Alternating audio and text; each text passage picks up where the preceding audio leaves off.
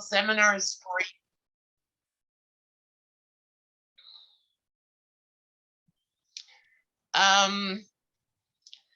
and we'll have a presentation each day this week. For more information and to register for our other seminars, please visit our website at www.adam.md.ca. Before we begin with our first speaker of the week, Kevin Young, I'd like to briefly go over what Adam has to offer.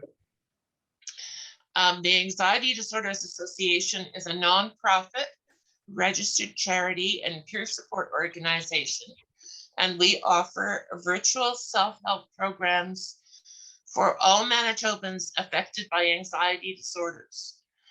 All staff and volunteers at Adam have lived experience with anxiety disorders and have extensive training in facilitating support groups, programs based on cognitive behavior therapy principles and related issues and topics. Adam's programs are intended for people who are 18 years of age and over. However, we do offer a program called Coaching for Confidence, which is intended for parents and adults who work with children who have anxiety disorders. So we have a broad range of resources available, both in the way of services as well as presentations and displays, workshops, and seminars.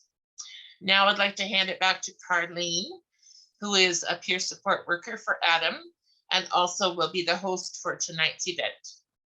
Thank you, Carlene. Thank you, Mary.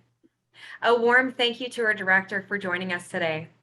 I'd also like to give a huge thank you to Vienna Code, our public educations and communications coordinator, who put all of these presentations together for this week and who will be hosting the following presentations. I'd also like to thank all of our speakers for their hard work and contributions to this project and their passion for bringing attention to important topics we'll be covering this week. Now I'd like to introduce Susanna, who is the executive assistant at Adam, who will be assisting Kevin, our speaker for tonight, along with Mary, our director, during the question and answer period.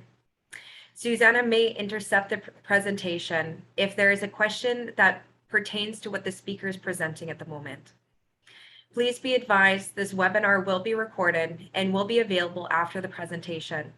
We were unable to set up the closed captioning. We will have this available on the recording. We will spend 10 minutes at the end of the presentation to answer the most commonly asked questions. Please use the question box for your questions, and please use the chat for any comments. This is to prevent any questions from being missed. Before starting the presentation and officially introducing our speaker, I would like to take a moment for a land acknowledgement. We would like to acknowledge that we are gathered on Treaty 1 territory, which is the ancestral lands of the Anishinaabe, the Dene, the Cree, the Oji-Cree, and the Dakota people, and the homeland of the Métis Nation. We remember that all of the people of all the generations for thousands of years who lived, loved, worked, died, and were buried on this land remain here. They have not left, they've merely been transformed. We remember to tread softly on this earth as we offer our respect and gratitude to the traditional caretakers of this land, those living now and those who have lived before, and those who have yet to come into being. Now, I would like to introduce our speaker of the evening. Kevin Young is a semi-retired entrepreneur, passionate about helping others. He's been married for 27 years, is a father of 3, and a grandfather of 2 beautiful girls. He has been living with egregious anxiety for over 40 years and was recently diagnosed as bipolar 2. As a consultant, he assists businesses in establishing best practice processes and creating opportunities for them to maximize sales and profit.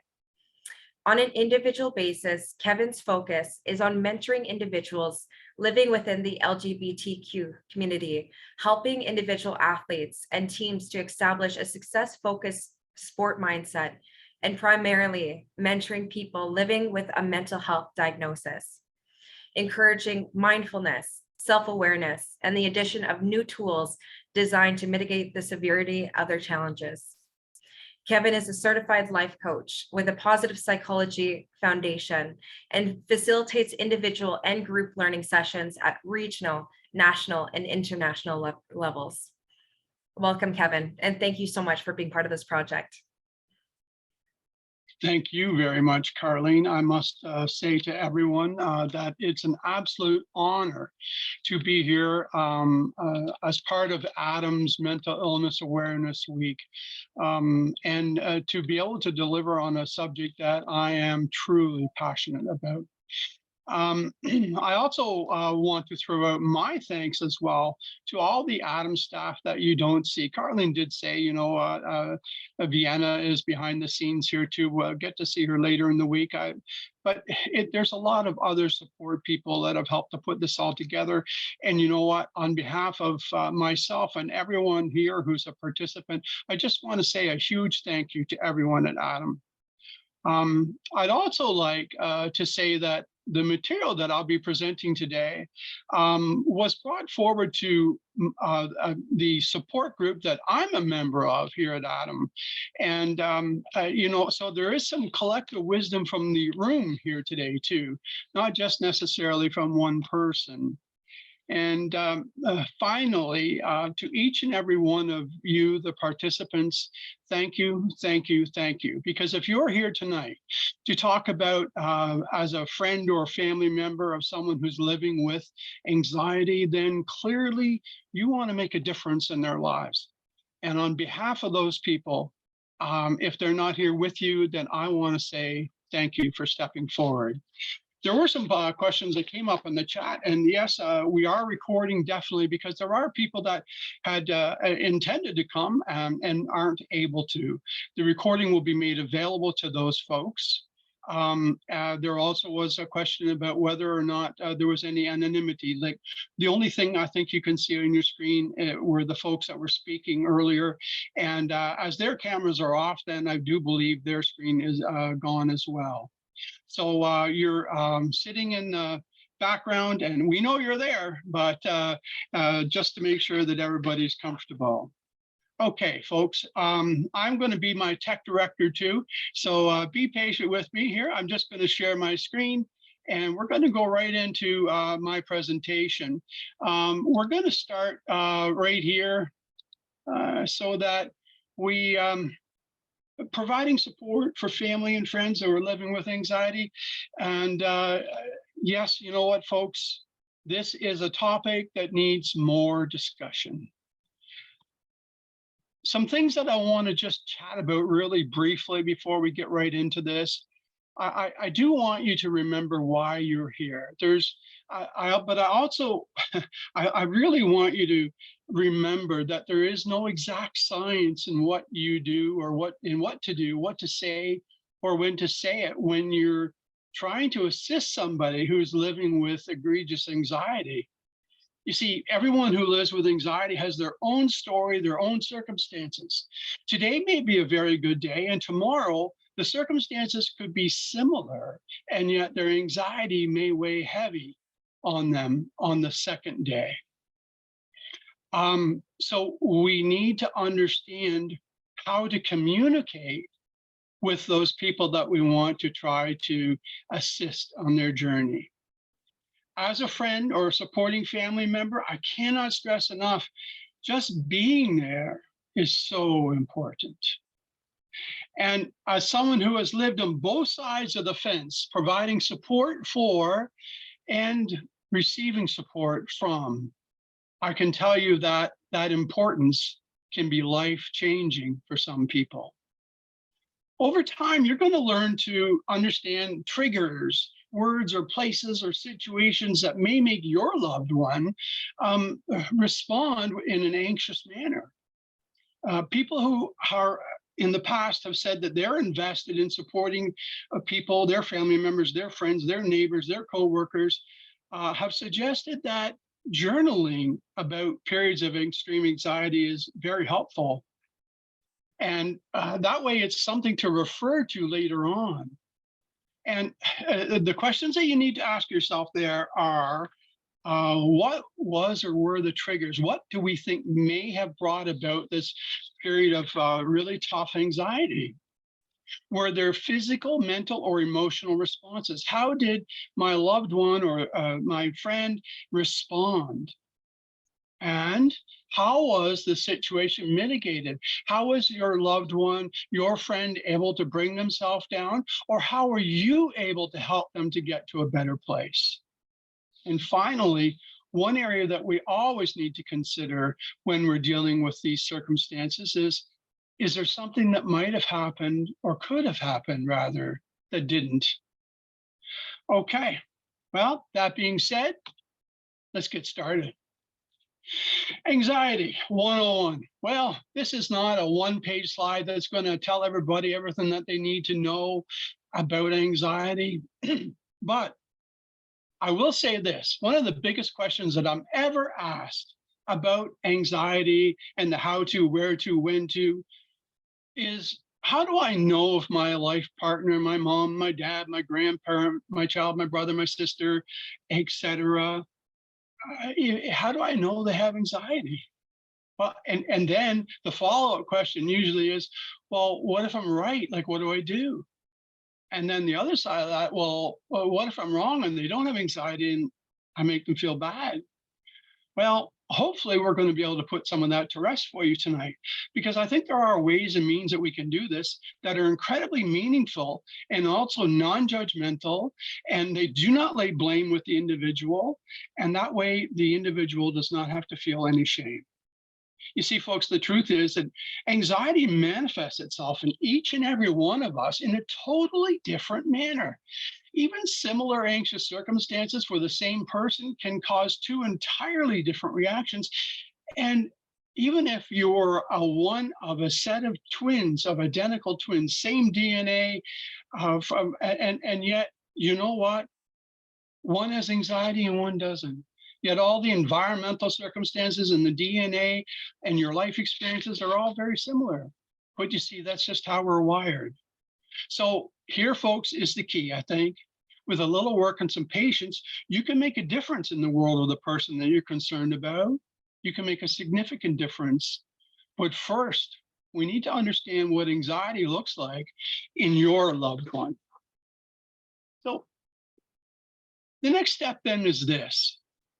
We need to understand the physical signs of anxiety. How is it that we can see under that umbrella to what's really happening? Well, there are some key factors here. And again, myself and my fellow members of our incredibly supportive group here at Adam, we come up with a following list for you tonight. So we need to learn to recognize these physical signs, and these are some of the most common, but there are others yet as well. So number one is being lightheaded. Sometimes people who are dealing with really heavy anxiety are unsteady on their feet.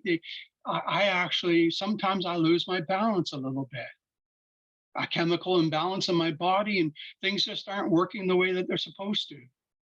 Sweating, not necessarily for myself, but some people go through periods of excessive sweating above and beyond the usual, almost as if they were doing some major physical activity. Pardon me. Nausea. I know people that have lived with anxiety who can become absolutely physically sick. They have sometimes just severe stomach issues, and it doesn't actually get to the sick part, but it's serious. Restlessness. You know what? Just discomfort, not able to get comfortable, having to move around. Breathing.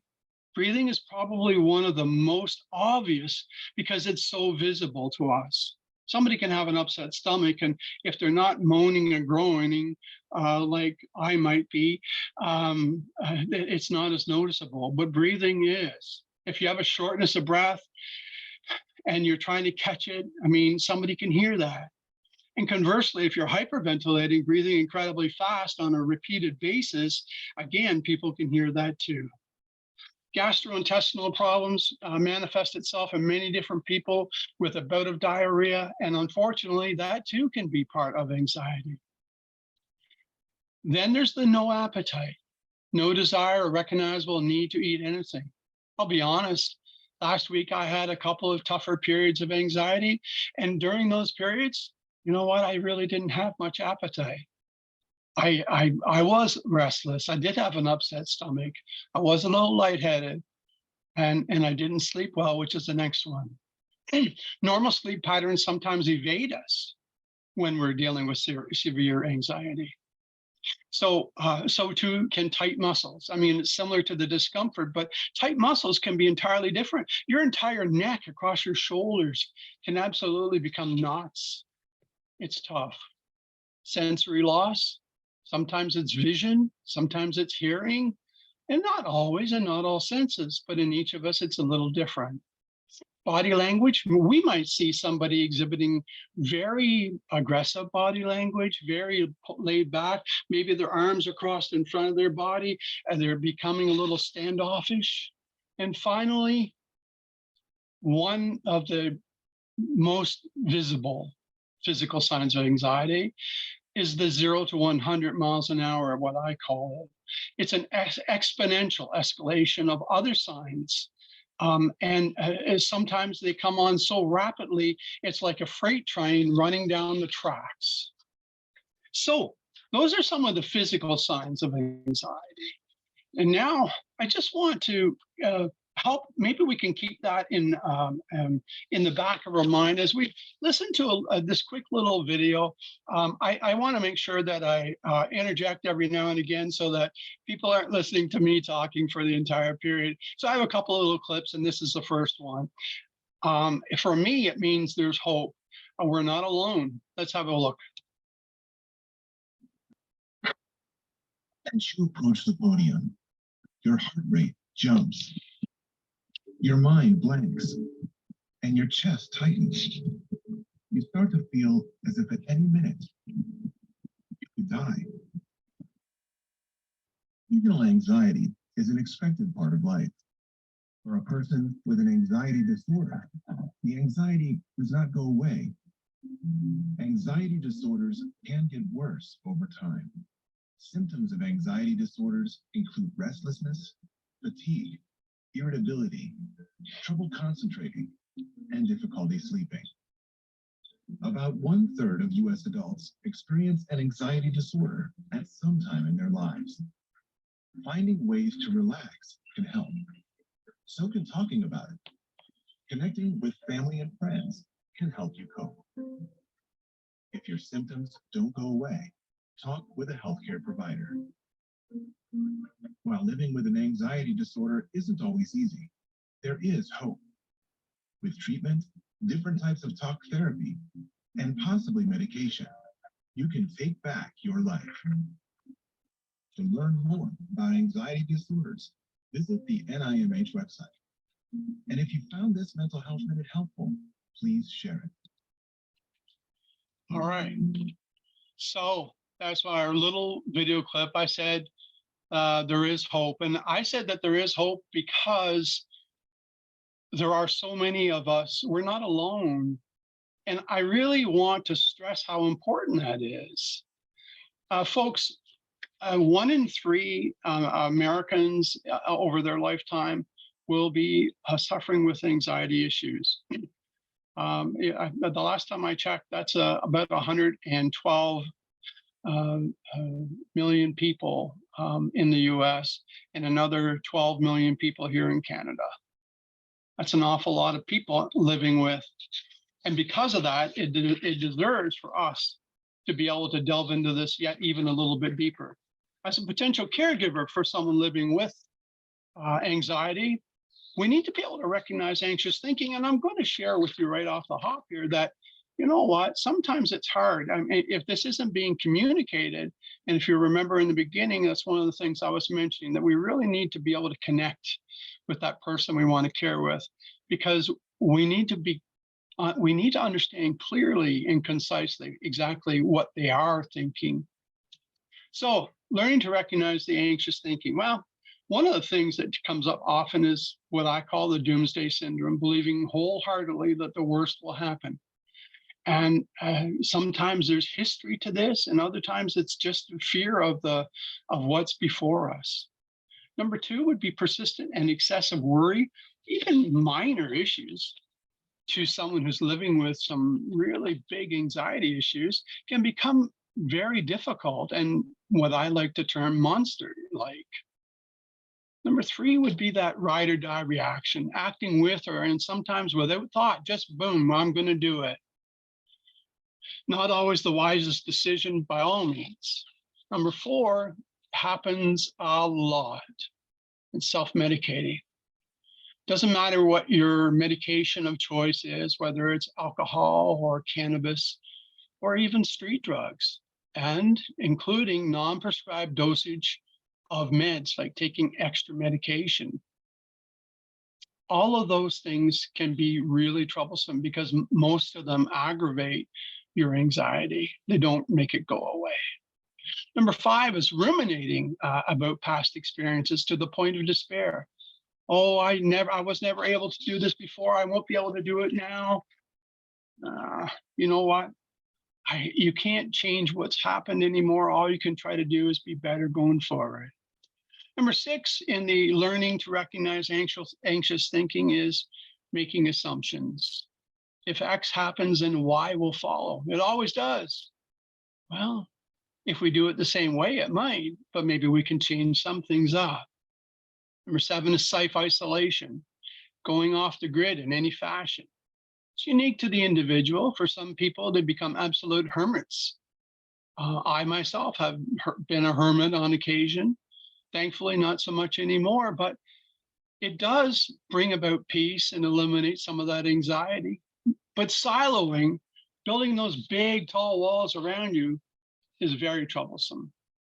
Number eight is magnified irritability or extreme moodiness. That usually manifests itself in a fashion that you don't actually have to have somebody communicate it to you. Quite often it's very visible. Number nine would be almost manic-like behavior where you're all over the map with thoughts and actions. Sometimes extreme anxiety will be visible through that kind of reaction. And finally, although we mentioned it earlier in the initial section on signs of, the reality is brain fog and confusion or inability to reason or problem solve is also something that we think about too. Will I be able to, so to speak? So once we get through the anxious thinking, we need then to be able to understand, and some of the thinking, as I mentioned, is more about visible, but we need to be able to get through and recognize then anxious behaviors, because that's kind of where the rubber hits the road. So if we're looking at anxious behaviors, and we need to really understand that we have a responsibility when we get to here. This is where we really need to understand the person that we're trying to provide care for. We need to be able to see that perhaps there are circumstances or situations or events that might be better to be avoided right now because of where your loved one is at. If somebody needs constant reassurance, they even though you know they've been able to be successful in a similar circumstance before, that's a definite anxious behavior. And or the need for unreasonable response times to questions or requests. Like if something is obvious to some and it's been obvious to them and they were able to respond in the past, but now they can't, that's anxious behavior. Sometimes second guessing or third guessing or fourth guessing is something that people who are living with extreme anxiety often do. They're afraid that just to take that step, that giant leap forward on the off chance that something catastrophic may happen. Number 5 is irritability or frustration in perceived fearful situations. So whatever's on the horizon, if they've been second guessing themselves, but now they find themselves incredibly irritable and frustrated and are expressing that in that situation, that's definitely anxious behavior. And unusual and compulsive like actions, washing your hands repeatedly. It could be any kind of a compulsive issue. But cleanliness often is one of those that is the result of anxious behaviors. And I wrote down number 7, folks, because I can't help but stress again that there are always other anxious behaviors in your loved one that may not be on this list. As a matter of fact, there could be a list twice as long as this in anxious behaviors for the person that you're caring for. And that's okay. We just need to be able to learn to recognize what that they are so that we can help our loved one and provide the support they need. So Wayne Dyer is actually, he was an American self-help guru in the late 20th century, really came to light late 80s, early 90s. And this is one of his most often quoted sayings. And the reality is it's applied a lot of times to anxiety and mental health.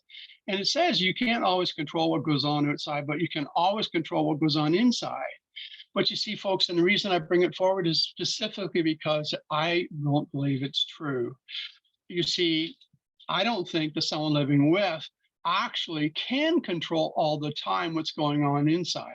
With a little bit of help, I think they can. So I reworked this for those of you who are providing support for others, and make sure that the person that is your loved one understands this. You can't always control what goes on outside. So our external influencers or factors, but you can work at taking control of what goes on inside you. And that's what somebody living with egregious anxiety needs to do. But sometimes they need a lot of help to make that happen. So thank you, Mr. Dyer, because I love what you're saying. It works for a lot of things, but I don't think it works for anxiety. All right, folks. Maybe this is what we've been waiting for. We're going to get to the good part now. What are we not supposed to do?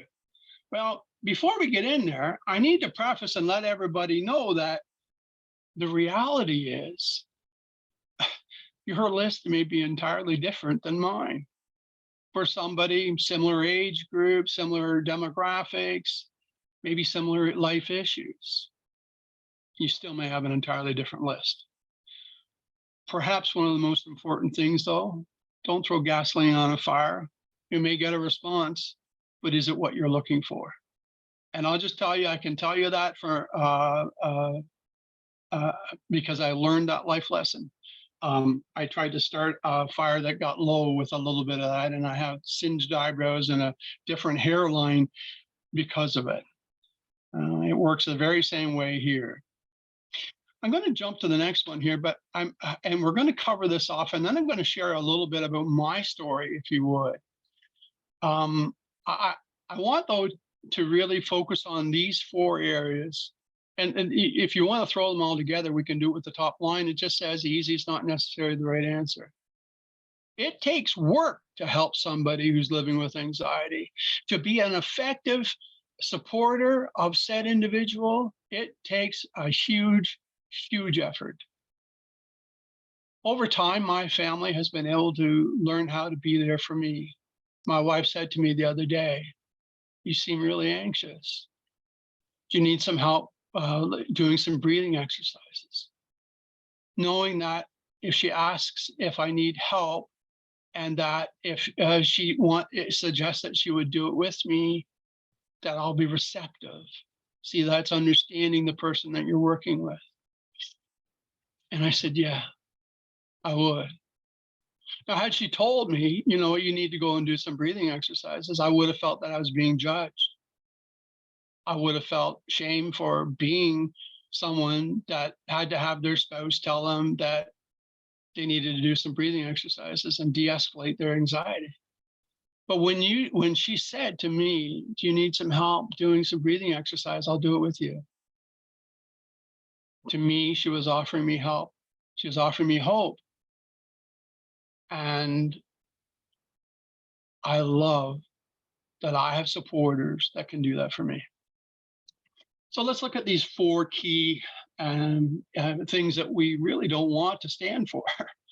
We do not want to be enablers as someone who is providing support for someone living with. Things will not magically disappear if we ignore them.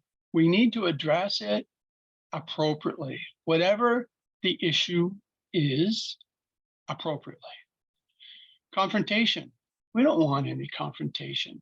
If we force someone to do or act in a specific way, it may make matters worse. Like how my wife said, you need to go and do breathing exercises right now. That would have been 10 times worse than just telling me you should go do breathing exercises. Providing validation. Well, just because it seems easy to you doesn't mean it is easy for your loved one. You need to say it's okay. It's okay to feel how you're feeling. Don't say, I know what it's like if you don't know what it's like.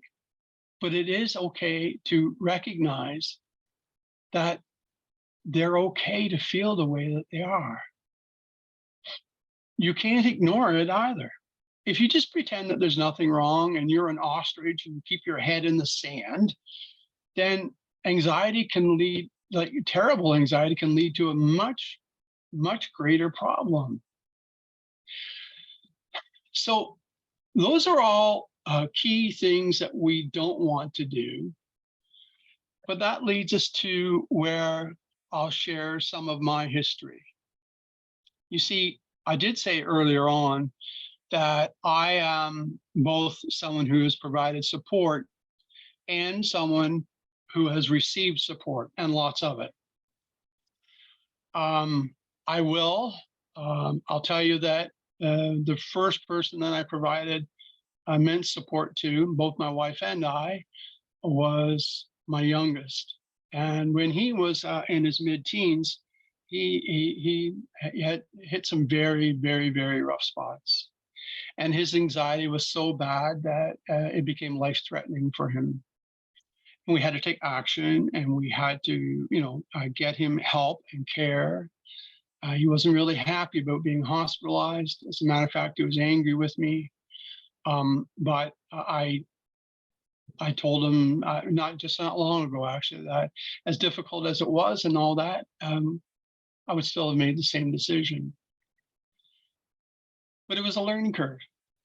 And 7 years ago, I think, when he finished, graduated from high school, Seine River School Division asked Brian and I to come and speak. You see, my youngest son, Brian, actually, he graduated high school from the resource center in the library. All his classes except one, who was a teacher that he trusted immensely. He was able to go to music, but he wasn't able to go to any of the subjects. And all the teachers provided him with all the information that he needed in order to do all the work and to be able to do the exams and everything else. And he graduated with honors in mid-90s from his high school. He was from the resource center. He was selected to be the valedictorian of his class. And only 3 years earlier, he was in a life-threatening situation. So although he was terribly upset with some of the things that we needed to do and everything else, we were able to learn some of the things that we should do and how we could provide support. And he himself told us that we should ask for him to explain. And that was my first exposure to that, to actually saying to somebody who has a terrible anxiety, you know what, is there something I can do to help? How can I help you get through what you're feeling? Please share with me. And when you do it in a non-judgmental fashion, when you do it in a fashion whereby people don't feel threatened, then it actually is something that can come to fruition. And when you do, then it makes a difference in their lives. And you see, I tell you the story, and I even share that it's my youngest son, because it was a very short period of time after that, that my youngest son, perhaps 18 months after that, became the care provider for me. And my anxiety got to the point where I was in serious, serious trouble. And you know what? I'll be honest, I'll tell you straight. I was in life-threatening territory as well. I just didn't know how to deal with it, what to do, where to go, who to see, what to say. And my youngest said to me, you know what, Dad, you need to go to the hospital. And I didn't want to go to the hospital. I remember how he felt when he went to the hospital, but in the end, I acquiesced. And although I didn't like what he was saying, he also was not enabling me. He did not allow me to. And between his actions and those of the great support and resources that I experienced when I was in the hospital, I'm here today to share that story. So we talked to all the Seine River school teachers about his experience as a student and mine as a parent. And shortly thereafter, 3 years later, we went back and he shared his story as a care provider and me as the person who needed the help. So post tenebra lux is one of my favorite sayings. It's Latin, folks. And if you Google it, it'll tell you that it means after darkness comes light. And that's what this young lady is doing. She's peeling back the layers of anxiety that she's living with. And out there, there is a sun shining. There is beautiful clouds, beautiful green grass. And there is darkness, light after the darkness. You just have to search for it. Okay, the green screen here is a good thing. These are things that we can do to be supportive of the people that you're providing support for. So number one is build your awareness. Ask questions, observe, and folks, it's mentioned again, journal, and seek resources. I have made countless phone calls, many of them that didn't go anywhere.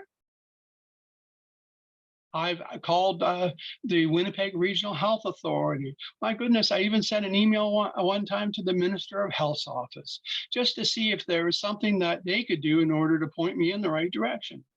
There are incredible resources here. One of the best calls I ever made was to Anxiety Disorders Association of Manitoba. They have outstanding programming, and as I already mentioned, an amazing support group that I get to participate in.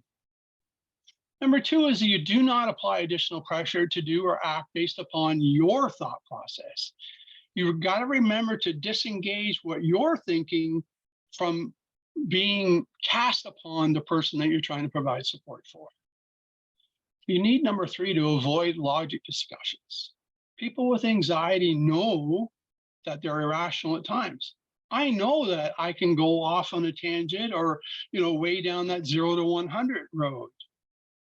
Don't talk to me about logic, please. Not until after I'm in a good place. Maybe then it's something that will work for me. It may not work for the people that you're providing support for. Ask them what you can do. Lead them in a breathing exercise, like my wife.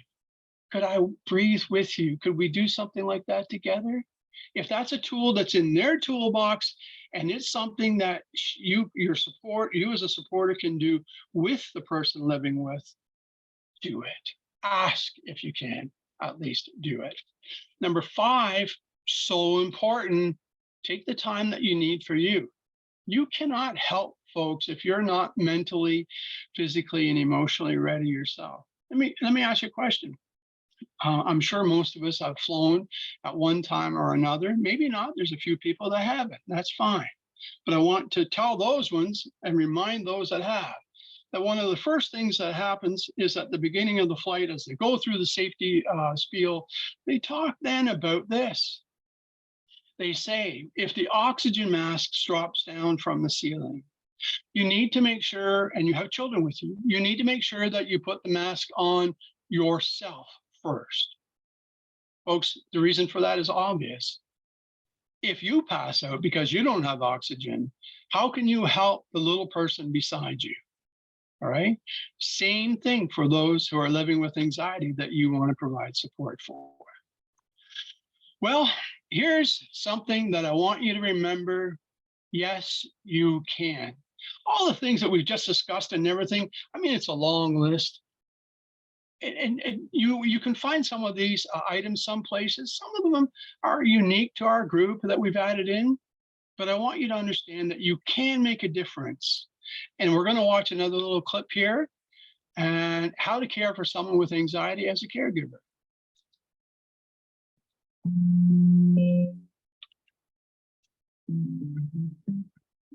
It's common to feel nervous when things like a first date or a job interview, but sometimes you may have persistent thoughts of worry and fear that something bad will happen. And these feelings can affect how one thinks, feels, behaves, and relates to others. It can also affect how one feels about themselves. This is known as anxiety. It's not easy to care for someone who struggles with anxiety, but first, let's try to identify how anxiety might look like in a person you're caring for. This person might avoid people or situations. They may feel very nervous and overly self-conscious when meeting new people. They may also overreact negatively to criticism and withdraw from social situations. There are physical signs too. Common signs include sweating, nausea, racing heart, poor diet, fatigue, and lack of sleep. How can you help? Listen without judgment. Don't minimize or dismiss their experiences by telling the person to stop worrying or tell them that their fears are ridiculous. Encourage them to get enough sleep, be physically active, and eat healthily. For example, you can suggest to learn relaxation techniques and exercises together like yoga, and try to discourage the use of substances as a way to deal with anxiety symptoms. Encourage them to connect with friends and family and provide support when you can. Make a safe and supportive environment for honest conversation. Denying that anxiety is a problem often leads to the feeling of shame. It also deters people from seeking professional help and support. But as a caregiver, you can change the stigma that's attached to anxiety. So, do your best to suggest help from a healthcare professional or religious or spiritual leader. Talk about effective treatments to manage anxiety. There are some that include medications, but there are also non-drug therapies like relaxation and cognitive and exposure therapies. For more information on how these therapies work, check out our care guide. Throughout, you should always remember to take care of yourself as a caregiver by limiting and restricting what you can and should do. Being open, patient, and empathetic will go a long way in helping others deal with anxiety. Check out our other videos for more caregiver support and learning. All right, that comes out of Ontario actually, and I just thought it kind of was a good little wrap, maybe just to take a hiccup here and reconvene. So green screen again. So this is where, as I said earlier, the rubber will hit the road. In the end, folks, we need to understand that if we want to provide support for those who are living with, we need to make sure that we take action. And action really, it needs to mean that we need to do it carefully. We need to tread cautiously because, we can cause even greater anxiety if we're not helping properly. So ask the questions and make sure that that everyone has their own set of circumstances and their own unique journey, okay? Every individual has two different people, I just want to say, even family members, remember, that have same challenges and similar triggers are still going to be different. But our role, and that's the important piece here, is just to be there. All right. Be there and be that support. No judgment, no shame, no blame, no ghosting. Do be there. Do care. Do ask. And do listen. If we ask and we don't listen, it's not really a worthy process. So there we are, folks. That's what you as a supporter need to focus on: being there, caring, asking, and listening, and then doing what you can to make sure that there are no negative consequences for those who you're caring for. I want to thank Adam for the opportunity to speak with you folks here tonight. I want you to know I do support people that are living with anxiety, and I am supported by others as well. This presentation also needs to be mentioned that it was the template I used is from SlidesGo. It's a program that's available to nonprofits free of charge. They also use Flaticon and free picks as well. And finally, I want to open up the floor and say, folks, if you have questions, this is where we'd like you to put them out there. If it's about the material that was put forward, I'll be happy to answer it for you. And if it's something systemic with respect to ADAM itself, then I'm going to ask Mary to jump in. So I believe, Susanna, are you going to field any questions that we have? I'll turn it over to you to see what we have. Hi, yes, Kevin. I will be fielding any questions that we have. So far, we have one question, and that is for you, Kevin. That question is brain fog a symptom of anxiety? Oh, most assuredly it is. Now, again, in some people, it may be a symptom of something else. So I can't speak from a clinical basis specifically with respect to that everyone with anxiety, but is it a possibility? Is it potentially? Absolutely. I know I myself experienced when my anxiety is really large and insurmountable, when I'm carrying that world around on my shoulders like that young woman was in the video, yeah, I get brain fog and I have to be careful how I think.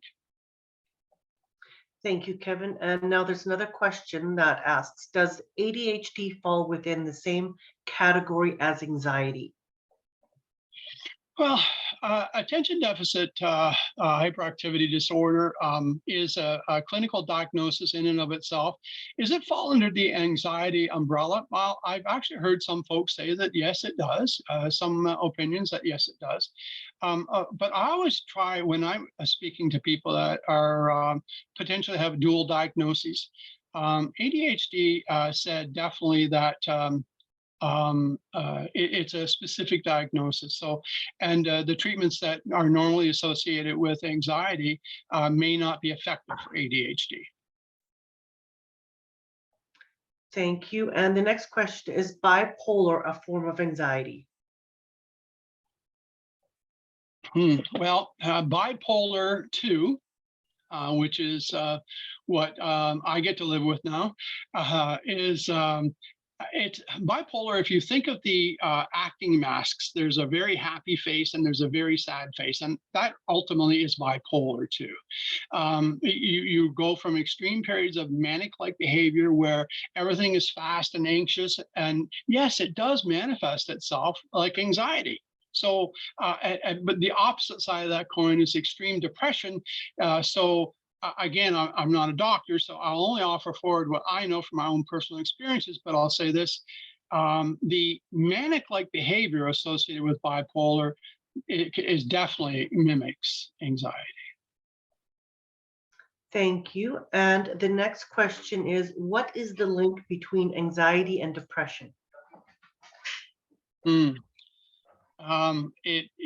anxiety gets to be great, and becomes insurmountable, it's like our body goes into a period of, I call it OMG. So your body says, oh my God, I can't handle anymore. And you kind of cocoon. And when you cocoon, quite often people slide into depression, a depressive state. Sometimes it's quite severe. Sometimes people who aren't diagnosed actually may have that bipolar diagnoses if they were seeing the right professionals. And so that the extreme anxiousness and the manic-like behavior manifests itself afterwards with a crash, and that crash is depression. So quite often anxiety and depression go hand in hand, for sure. Thank you. And next question is, how do you deal with a family member who is pushing another family member with anxiety to make changes they don't want to do? Wow, that one's a really tough question. And I'll be honest with you, I can make some suggestions here, but I don't know if I have the answer for you. I'll say this, it depends on the individual. I'm hoping that whoever it was, that you may be able to have a well-intended conversation. Perhaps you could ask that individual to go with you to family counseling without the person who's living with anxiety, just so that you could speak to a counselor and share what it was that you feel that person is experiencing. It's sometimes people who are very well intended still don't understand what we're living with. And if you have an idea about it, then I implore you to please try to communicate with that person who is pushing someone. It's only going to make them worse and not help them. Ask what you can do to help them. That's the key. Thank you. Is OCD anxiety or vice versa, anxiety a symptom of OCD? Yeah, obsessive compulsive disorder is quite often a symptom of anxiety. As I mentioned, a real focus on cleanliness and everything else. It's its own diagnosis, don't get me wrong. But obsessive compulsive disorder often manifests itself when people are living with extreme anxiety situations. Thank you. How can we support someone who has anxiety that occurs at the workspace? Wow, that one is difficult because I'll tell you what, just the fact, my wife, I'll use my wife, bless her, as the supporter here. And often I remember coming home from work and she'd say, how was your day? And I would like, okay, I don't really want to rehash it because it's going to make me anxious all over again. So sometimes it's hard. It's almost like pulling teeth to try to get somebody to share with you so that you can help them. But in the end, what she then started to say was, if you didn't have a great day, is there anything you'd like to talk about?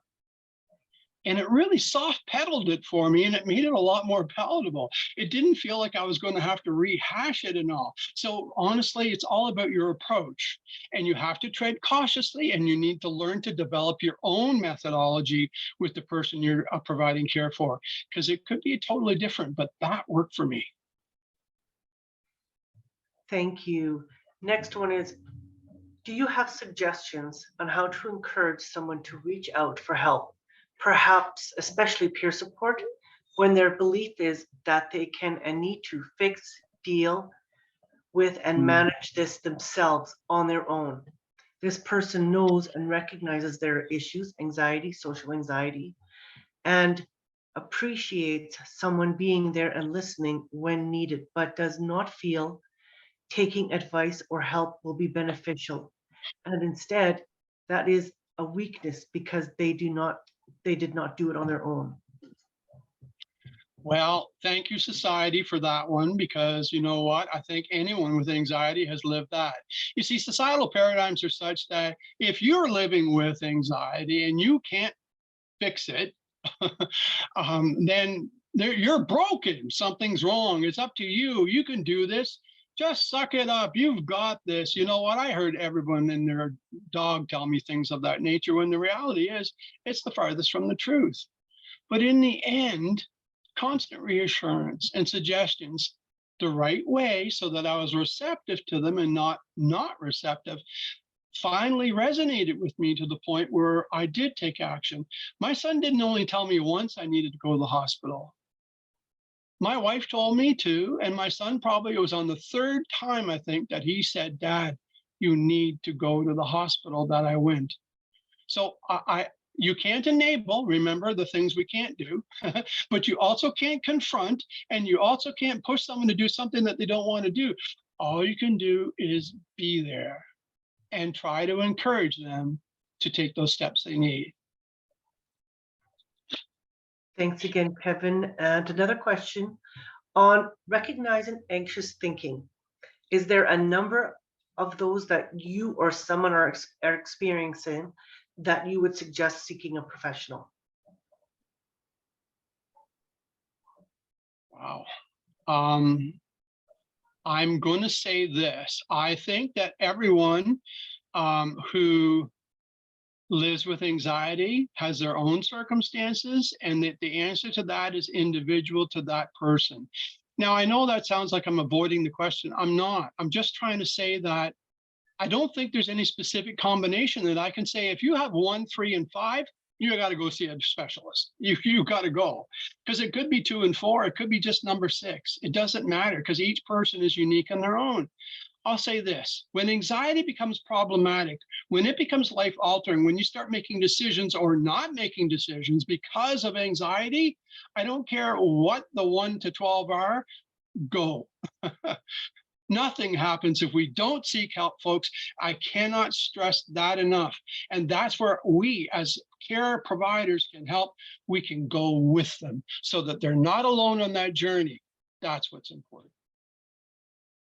Thank you. And that is all the questions that we have in the chat, in the questions. Is there anybody who would like to ask anything at this time still?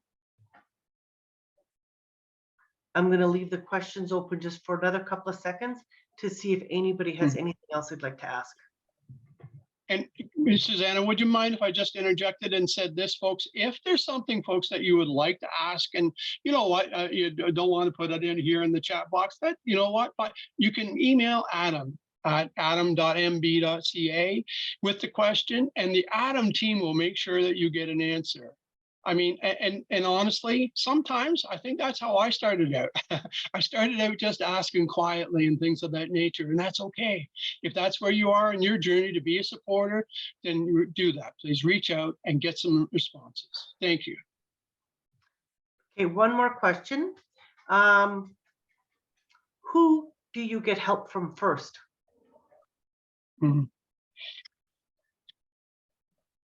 Different for all of us. For me, my wife, my son, 2 friends, 3 family members kind of in my circle of influence, but just outside of my immediate family.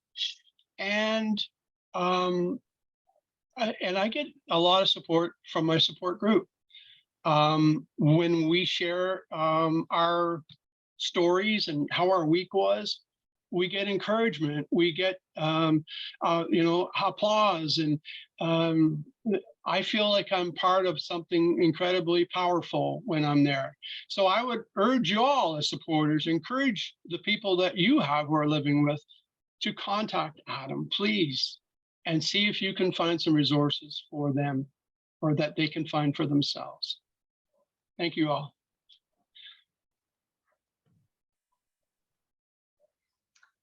And that appears to be the end of the questions. Super. Then you know what, Suzanne? I think if it's okay, I'd like to turn it over to Carleen to take us home. Again, to all the participants, thank you ever so much. The message has to get out there, and it starts with one person at a time. I thank you for being some of those people here tonight.